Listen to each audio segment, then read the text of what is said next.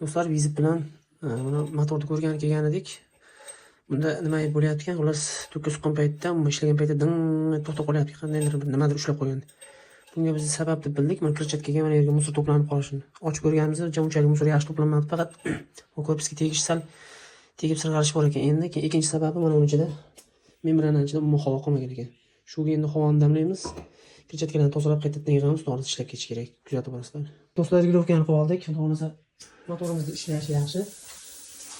Reglovkasi ozgina qochgan ekan, endi havo tugagan ekan, havosini damladik. Ishlashlari yaxshi bo'lib turibdi. Ko'ramiz.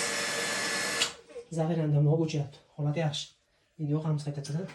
Undan уже zaxirada tutilgan eslatishga tushyapti. Membrana o'z o'rnida ishlayapti yaxshi. Reglovkalar joyida. Shovqinlar normalmi? Bo'lsa yaxshi.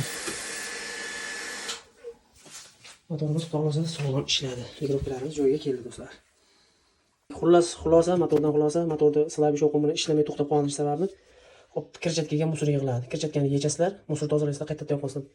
Membranani qilaysizlar, manosini yechib, damni chiqarib ko'rasizlar, pissillatib havo chiqayotgan bo'lsa havo bo'ladi.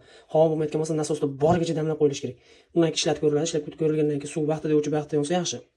Bo'lmasa bu yerda ikkita buraydigan bo'loti bilan reglovkasi, vaqtlari va bosimlarni reglovka qilib to'xtatib qo'yib, chiroyli qilib reglovka qilinsa, sog'lom ishlaydi motorlarimiz do'stlar.